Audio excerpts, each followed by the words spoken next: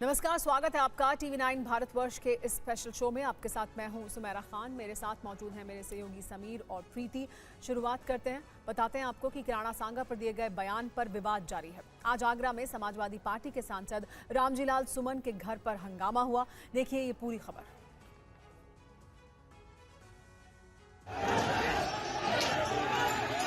जबरदस्त हंगामा, तोड़फोड़ करती भीड़, कुर्सियों को पटक पटक कर तोड़ा। तस्वीरें आगरा में समाजवादी पार्टी के सांसद रामजीलाल सुमन के घर पर हुए बवाल की है। राणा सांगा पर दिए बयान को लेकर जबरदस्त तोड़फोड़ हुई। राज्यसभा में राणा सांगा को गद्दार कहने वाले सांसद रामजीलाल सुमन के आगरा वाले घर पर करनी सेना के कार्यकर्ताओं ने हमला कर दिया। करनी सेना के 1000 से ज्यादा कार्यकर्ता बुलडोजर लेकर सांसद के आवास पर पहुंचे। इस बीच जमकर तोड़फोड़ और पथराव किया गया। इस झड़प में कई पुलिस वाले भी घायल हुए। करनी सेना के कार्यकर्ताओं ने सांसद के घर के बाहर रखी 40 से 50 कुर्सियां तोड़ डाली। मेन गेट तोड़कर अंदर घुसने की कोशिश की। कार्यकर्ताओं ने सांसद के घर के बाहर खड़ी 10 से ज्यादा गाड़ियों में भी तोड़फोड़ की। करनी सेना के कार्यकर्ताओं के हंगामे को रोकने के लिए रामजीलाल सुमन के समर्थक भी घर पर पहुंच गए। इस बीच उनकी करनी सेना के कार्यकर्ताओं से झड़प हुई। हालात बिगड़ते देख पुलिस ने लाठीचार्ज शुरू कर दिया। हालांकि फिर भी हालात संभल नहीं पाए। कई थानों की फोर्स पहुंची, तब पुलिस ने करनी सेना के कार्यकर्ताओं को खदेड़ा। और समाजवादी पार्टी सांसद के घर पर हमले के बाद बोले अखिलेश यादव, हमारा उद्देश्य किसी इतिहास पुरुष का अपमान करना नहीं हो सकता। समाजवादी पार्टी राणा सांगा की वीरता और राष्ट्रभक्ति पर कोई सवाल नहीं कर रही है। बीजेपी समाज में बंटवारा कर रही है। राजपूत समाज का अपमान हमारा मकसद नहीं। बीजेपी दरारवादी पार्टी है, ये कहा अखिलेश यादव।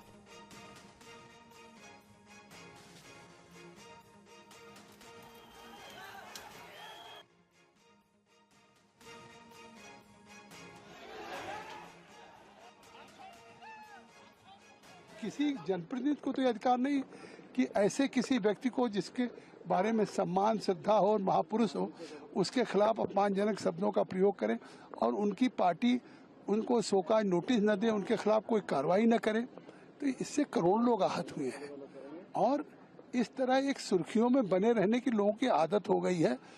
ये सरकार की जिम्मेदारी बनती है, ऊपर से मेंबर ऑफ पार्लियामेंट के घर अगर इस तरह की घटना हो रही है, जिस तरह आपने संज्ञान में बात लाए हैं, क्योंकि हम तो अंदर से हमें इतना इस बात का संज्ञान है, तो बहुत ही दुर्भाग्यपूर्ण है। और आप ये क्या संदेश देना चाहते हैं हमारी सोसाइटी को, और इससे जो यंगर जनरेशन है वो क्या सीखेंगे? किस तरह का उपद्रव जो मचाया जा रहा है पूरे उत्तर प्रदेश में। मैं समझती हूँ सरकार को उस पर स्ट्रिक्ट एक्शन लेना चाहिए। और अगर कोई लोग संपर्क भी करते हैं शासन और प्रशासन से, तो ये शासन प्रशासन वाले समय पर नहीं पहुंचते हैं, जानबूझ के नहीं पहुंचते हैं, और कहीं ना कहीं ये सरकार द्वारा कराई हुई पूरी हरकत है। संभल के सीईओ अनुज चौधरी का ईद से पहले एक और बयान आ गया है, जिसके बाद वो फिर से सुर्खियों में है। उनका बयान और पूरा मामला देखिए इस खबर में। उस चीज को दोबारा नहीं दोहराना चाहूंगा भाई, मैंने क्या कहा था, पर किसी भी एक आदमी ने यदि मेरा वक्तव्य इतना गलत था तो वो उसे हाई कोर्ट में, सुप्रीम कोर्ट में क्यों चैलेंज नहीं किया, मुझे सजा करवाते। आप यदि ईद की सिवैयां खिलाना चाहते हो तो आपको गुजिया भी खानी पड़ेगी, या गुजिया खाओ ये सिवैया। अनुज चौधरी ने संभल में ईद और नवरात्रि को लेकर पीस मीटिंग के दौरान ये बात कही। अब आपको संभल के सीईओ का होली पर दिया वो बयान सुनाते हैं, जिसको लेकर वो लोगों को सुप्रीम कोर्ट जाने की सलाह दे रहे हैं। मेरे ख्याल से साल में 52 के करीब जुम्मे आते हैं एक साल में, और इत्तेफाक से ये जुम्मा अपना रंग के दिन आया है। तो मेरा स्पष्ट संदेश ये है, जिस भाई को होली खेलनी हो उस दिन वो बाहर निकले, और जिसमें कैपेसिटी हो रंग खेलने की, जिसका बड़ा मन हो वो बाहर निकले, नहीं तो अनावश्यक कोई भी आदमी बाहर ना निकले, अपने बच्चों के साथ रहे। मथुरा श्री कृष्ण विवाद को लेकर यूपी के सीएम योगी आदित्यनाथ ने कहा था कि कोर्ट के आदेश का पालन कर रहे हैं, कोर्ट को नहीं मानते तो बहुत कुछ हो जाता।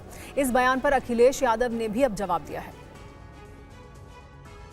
अगर कानून के दायरे में रह रहे हैं तो फिर आप मथुरा की बात क्यों उठा रहे हैं? मथुरा की बात क्यों नहीं उठानी? मथुरा श्री कृष्ण की जन्मभूमि नहीं है क्या? पर वो तो अब कोर्ट में है ना। कोई कोर्ट का ही आदेश पालन कर रहे हैं ना, तो अब तक तो वहाँ बहुत कुछ हो गया होता। तो अयोध्या, काशी, और फिर मथुरा भी, और कितने और? आप मुझे बताइए, सनातन हिंदू धर्म के जो महत्वपूर्ण स्थल हैं उन सभी स्थलों को हमारी विरासत के प्रतीक हैं। योगी जी ने कहा कि कृष्ण जन्मभूमि को लेकर कहा है उन्होंने कि अगर कोर्ट मामला ना होता तो अब तक मंदिर बन चुका होता। ये जो विदाई की भाषा है ना, ये विदाई का समय है। जनता ने मन बना लिया है कि ऐसी सरकार जिसने विकास रोका हो, जिसने तरक्की रोकी हो, जिसने नौकरी रोजगार रोका हो, जिसने महंगाई बढ़ाई हो, जिसने अन्याय किया हो, जिसने किसानों की दुख तकलीफ न समझी हो। सोचिए आप, किसान इस आस में बैठा था कि उसकी आय दोगुनी होगी, किसी की आय दोगुनी नहीं हुई। और सीएम योगी आदित्यनाथ ने कहा है कि यूपी में मुसलमानों के साथ साथ सभी धर्मों के लोग सुरक्षित हैं। इस बयान पर अखिलेश यादव की भी प्रतिक्रिया आ गई है, सुनिए। हमें ठोकर लगे इससे पहले हम संभल जाएं, तो वही संभलने के लिए बोला जाता है। हम तो सबके बीच सबको समान भाव से देख रहे हैं। उत्तर प्रदेश में मुसलमान सबसे ज्यादा सुरक्षित है, सबसे ज्यादा सुरक्षित है। अगर हिंदू सुरक्षित है तो वह भी सुरक्षित है। अगर दंगे यहां यूपी में होते थे जो 2017 के पहले, अगर हिंदू की दुकान जलती थी तो मुसलमान की भी जलती थी, हिंदू का घर जलता था तो मुसलमान की भी जलती थी। और 17 के बाद से दंगे बंद हुए। अगर हिंदू सुरक्षित है तो मुसलमान भी सुरक्षित है। हमारे मुख्यमंत्री जी ये बताएं, उनकी कुर्सी सुरक्षित है कि नहीं है? कहीं ऐसा तो नहीं कि हिंदू मुसलमान की जो अब सुरक्षा की भावना जाग रही है, कहीं ऐसा तो नहीं कि उनकी कुर्सी डगमगा रही हो? याद होगा जब उन्होंने एक बार योग किया था, कैसे एक टांग पे डगमगा रहे थे। ऐसा तो नहीं कि उनकी कुर्सी डगमगा रही हो, इसलिए वो कह रहे हो कि हमारे सब भाईचारा बहुत अच्छा है। यूपी में ईद के मौके पर सड़क पर नमाज पढ़ी तो सख्त कार्रवाई होगी। मेरठ से लेकर संभल तक पुलिस प्रशासन ने इस बारे में सख्त दिशा निर्देश दिए हैं। डिटेल में रिपोर्ट देखिए। यूपी में अब सड़क पर नमाज अदा करने पर सख्त एक्शन होगा। मेरठ में पुलिस ने साफ कर दिया है कि सड़क पर नमाज अदा करने पर एफआईआर दर्ज होगी तो पासपोर्ट और लाइसेंस भी रद्द किया जा सकता है। देखिए, जो आने वाली ईद है इसमें मार्च के एंड में प्रॉब्लली 31 से 1 को होगी, 1 अप्रैल को हो सकती है। इसमें हमने सभी इमामों से अपील की है, जो धर्मगुरु हैं इनकी सभी लोगों से अपील की गई है कि ज़्यादा से ज़्यादा लोग नमाज अपने जो आसपास की मस्जिदें हैं उसमें पढ़ें, और अगर ईदगाह में भी आने समय से आ जाएं, ईदगाह में आ जाएं। किसी भी सूरत हाल में रोड पर नमाज नहीं पढ़ी जाएगी। तो संभल में भी सड़क पर नमाज अदा करने पर पुलिस कार्रवाई करेगी। पुलिस ने कहा है कि अलविदा जुमा और ईद की नमाज सिर्फ मस्जिद और ईदगाह में संभव होगी। अगर सड़कों, सार्वजनिक स्थानों और छतों पर नमाज अदा की गई तो सख्त एक्शन होगा। आज थाना कोतवाली संभल परिसर में शांत समिति की बैठक हुई, जिसमें सदस्यों के साथ ही दोनों वर्गों के लोग भी मौजूद थे। उन्हें स्पष्ट रूप से निर्देश किया गया कि अलविदा की नमाज एवं ईद की नमाज के अवसर पर ईदगाहों एवं। आज से महाराष्ट्र में बीजेपी ने सौगात मोदी अभियान शुरू किया है। इसके तहत ईद के मौके पर मुस्लिम समाज के लोगों को किट दिए जा रहे हैं। इस पर अब महाराष्ट्र में सियासत शुरू हो गई है। ये रिपोर्ट देखिए। यहाँ पर चावल रखा गया है, सेवइयां रखी गई हैं, खजूर रखे गए हैं, सूखे मेवे रखे गए हैं, ड्राई फ्रूट्स रखा गया है और ये तमाम चीज़ें जो शक्कर वगैरह है वो इसमें रखी गई है। हम बात करते हैं, सर आप बताएं कि ये जो पूरा किट है इसको कितने लोगों में डिस्ट्रीब्यूट कर रहे हैं आप लोग? देखिए, आखिरी पायदान पर खड़े व्यक्ति की आंखों में खुशी हो, उनके जीवन में खुशहाली आए, यही हमारे प्रधानमंत्री श्री नरेंद्र मोदी जी का संकल्प है।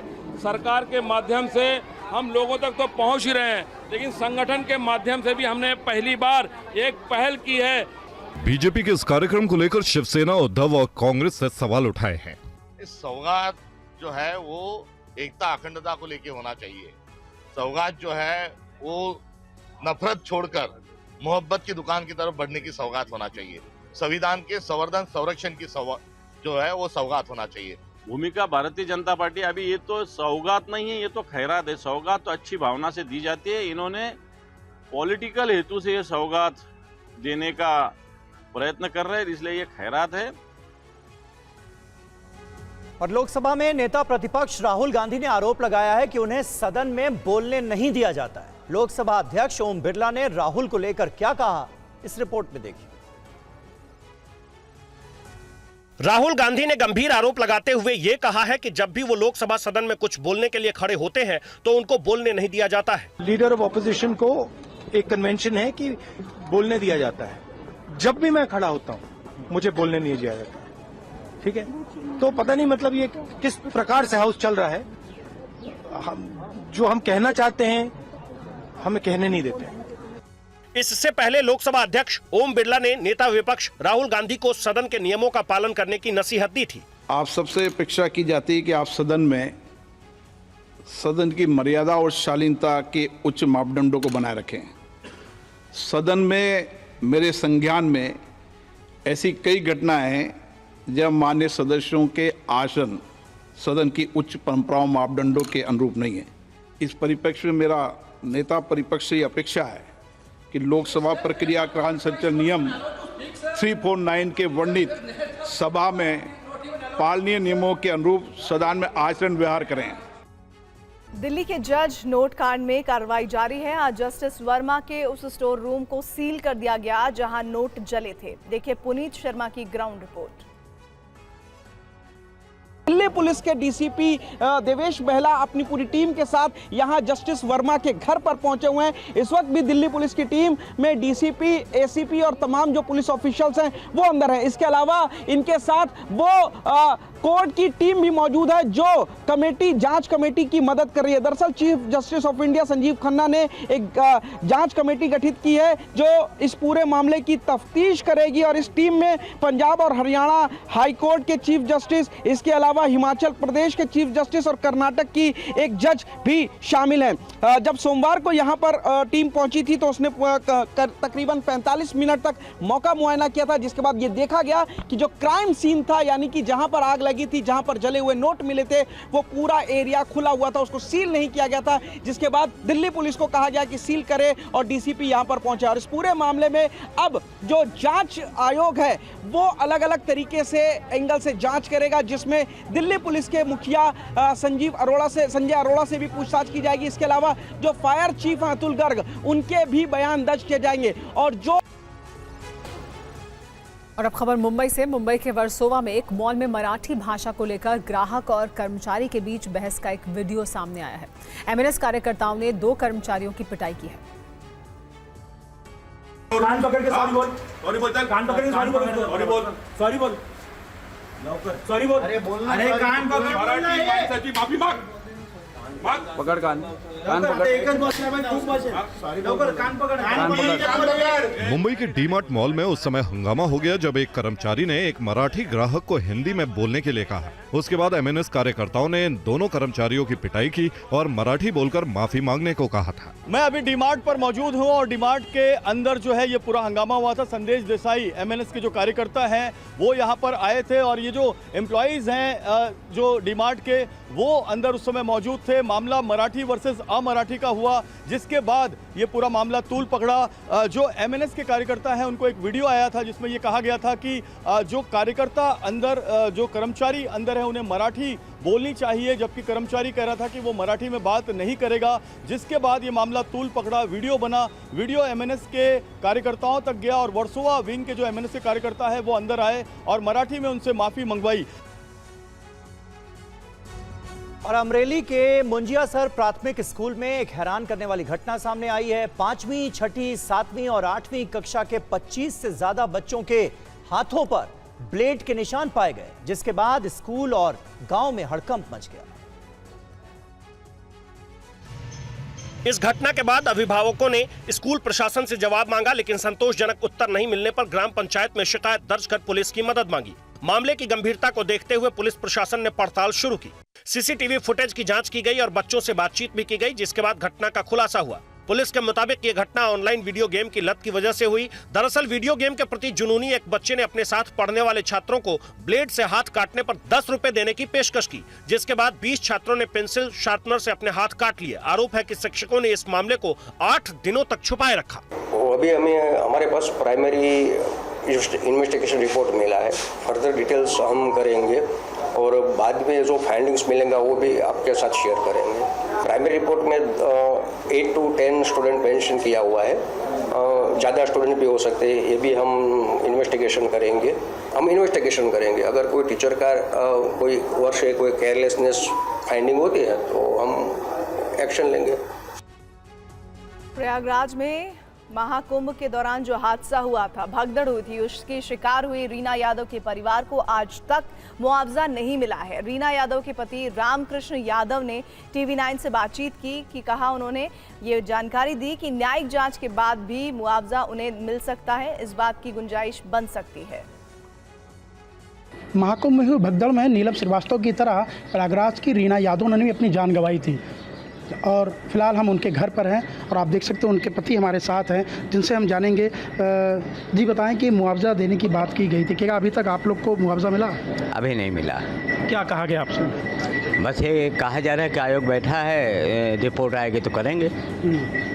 तो कब गए थे आप, आखिरी टाइम कब गए थे उनके ऑफिस? अभी शुक्रवार को तो कुंभ मेला क्षेत्र में गए थे और उन्होंने कहा कि अभी जो है आयोग वाले के सामने पेश होना पड़ सकता है आपको। कुछ आप बता रहे थे पंचनामा भी नहीं हुआ, अभी आपको मिला? पंचनामा नहीं मिला है अभी तक, पंचनामा भी नहीं मिला है। कह रहे हैं कि अभी 10-15 दिन बाद मिलेगा। अच्छा, तो मिलने के लिए बोल रहे हैं कि मिलेगा आप लोगों को? हाँ, कह तो रहे हैं कि मिलेगा। बोल रहे हैं आयोग रिपोर्ट सबमिट करेगी, उसके बाद जो है आयोग की रिपोर्ट सबमिट करने के बाद, हाँ, न्यायिक जो बनी है ना समिति, वो अपना रिपोर्ट देगी तो फिर मिलेगा। उत्तराखंड में पहाड़ों की रानी मसूरी में सड़क पर ही झरने जैसा मंजर देखने को मिला। अचानक पानी का एक बड़ा पाइप फटने से बड़ी मात्रा में पानी बहने लगा। मसूरी के कैंपटी रोड पर मसूरी यमुना पंपिंग योजना की मेन पाइपलाइन फट गई, जिसकी वजह से इससे कई घंटों तक पूरे इलाके में पानी का फव्वारा बहने लगा। इस पानी का प्रेशर इतना ज्यादा था कि पाइपलाइन फटने से संपर्क मार्ग पर 4 फीट से ज्यादा गहरा गड्ढा बन गया। पाइपलाइन फटने से पानी आने के साथ ही मसूरी कैंपटी मार्ग पर मलबा भी आ गया, जिससे यहां का यातायात प्रभावित हो गया। स्थानीय लोग अचानक इस घटना से घबरा गए। घटना की सूचना मिलते ही जल निगम के अधिकारी मौके पर पहुंचे और पंपिंग को बंद कराया गया। स्थानीय लोगों का कहना है कि मसूरी में पानी की पूर्ति के लिए मसूरी यमुना पंपिंग योजना के तहत यहां पानी की पाइपलाइन बिछाई गई है। इसकी गुणवत्ता इतनी अच्छी नहीं है, जिसके कारण समय समय पर समस्या होती रहती है। इससे पहले भी कई बार पेयजल की लाइनें क्षतिग्रस्त हुई है, जिससे लोगों को पानी की समस्या भी हुई है। बता दें कि मसूरी में पेयजल आपूर्ति के लिए सरकार द्वारा 144 करोड़ रुपए की लागत से मसूरी यमुना पंपिंग योजना चलाई जा रही है। इस योजना के तहत पानी की पाइपलाइन बिछाई गई है और वाटर टैंक बनाए गए हैं। और जम्मू कश्मीर के कठुआ में चौथे दिन भी सेना का ऑपरेशन सान्याल जारी है। हीरानगर के इस इलाके में सुरक्षा बल अब एक एक घर की तलाशी लेने में जुटे हैं।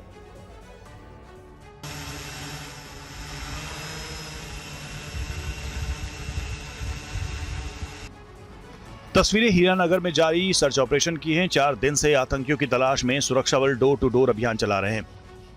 लगातार जम्मू कश्मीर पुलिस बॉर्डर के आसपास के इलाकों में लगातार सर्च कर रही है। तस्वीरों में आप देख सकते हैं कि किस तरीके से जम्मू कश्मीर पुलिस के स्पेशल ऑपरेशन ग्रुप के जवान लगातार जंगल के इलाके में, बॉर्डर के आसपास के इलाके में डोर टू डोर यहां पर अब सर्च शुरू हो चुका है, ताकि जल्द से जल्द उन आतंकियों को न्यूट्रलाइज किया जा सके, उन आतंकियों को ढूंढा जा सके जो इस इलाके में छुपे हुए हैं। इस अभियान में सेना के जवान, Jammu Kashmir police, special operation group और एनएसजी के कमांडो शामिल हैं। हीरानगर के जंगल में 4 से 5 आतंकी छिपे हो सकते हैं। यह ऑपरेशन रविवार शाम 6:30 बजे से चल रहा है। जहां ऑपरेशन चल रहा है वहां से हथियारों का जखीरा भी मिला है। ग्रामीण भारत के सशक्तिकरण और वित्तीय समावेश में क्षेत्रीय ग्रामीण बैंकों ने महत्वपूर्ण भूमिका निभाई है। वित्त वर्ष 2023-24 में ग्रामीण बैंकों ने रिकॉर्ड मुनाफा कमाया है। इस पर रिपोर्ट देखिए। क्षेत्रीय ग्रामीण बैंकों ने सीमांत किसानों, खेतीहर मजदूरों, छोटे कारीगरों को बैंकिंग सेवा देकर बड़ी ताकत दी है। पिछले कुछ वर्षों में ग्रामीण बैंकों की सेहत में बड़ा सुधार हुआ है, जो उनके CRAR, deposit, loan, NPA, CD ratio जैसे संकेतकों में सुधार से साफ होता है। वित्त राज्य मंत्री पंकज चौधरी ने राज्यसभा को बताया है, वित्त वर्ष 2023-24 में RRB यानी क्षेत्रीय ग्रामीण बैंकों ने 7,571 करोड़ का रिकॉर्ड मुनाफा कमाया है। 2021-22 में RRBS की बैलेंस शीट का आकार 7,04,556 करोड़ था, जो 2023-24 में बढ़कर 8,40,080 करोड़ हो गया। RRBS का NPA 2021-22 में 4.7 था, जो 2023-2024 में घटकर 2.4% हो गया। 2021-22 में CDR यानी क्रेडिट टू डिपॉजिट रेशियो 64.5% था, जो 2023-24 में 71.4% हो गया। कई ग्रामीण बैंक भी अब मोबाइल ऐप और ऑनलाइन बैंकिंग सेवा दे रहे हैं। इससे तेजी से लोन पास कराना आसान हो गया है। सरकार ने जन समर्थन पोर्टल लॉन्च किया है, जिससे 15 तरह के सरकारी लोन और सब्सिडी स्कीम का फायदा उठाया जा सकता है। किसान क्रेडिट कार्ड धारक किसान MISS स्कीम के तहत 3 से 5 लाख का लोन ले सकते हैं।